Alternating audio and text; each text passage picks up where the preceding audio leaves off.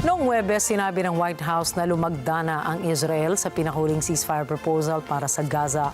Ang proposal ay ipinadala na sa Hamas. Alamin natin ang balita mula kay Anna Cui. Ayon kay White House spokeswoman Caroline Leavitt, isinumite na ni Pangulong Donald Trump at Special Envoy Steve Witkoff ang proposal sa Hamas matapos ayunan ito ng Israel. Subalit kakaunting detalye ang ibinigay ni Leavitt ukol sa mungkahing tigil putukan.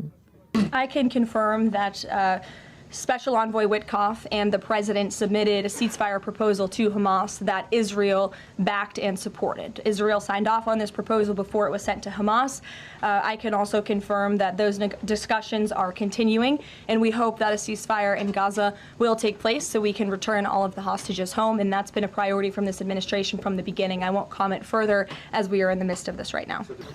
Sa isang pahayag, sinabi ng Hamas na pinag-aaralan nito ang proposal, subalit ilang miyembro ng Hamas ang nangangamba na walang garantiya na hindi ititigil ng Israel ang truce tulad ng ginawa nito noong Marso.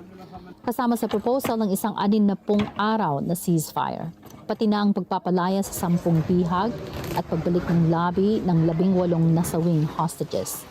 Pakakawalan naman ng Israel ang 125 Palestinian prisoners na may hato na pagkabilanggo habang buhay.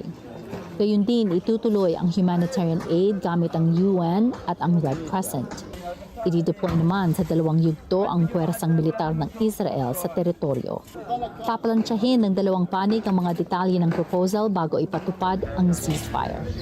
Dahil sa hindi pagkakasunod ng Hamas at Israel, ilang beses nang nauudlot ang tigil putukan mula nang nabali ang ceasefire noong Marso na tumagal lamang ng 2 buwan.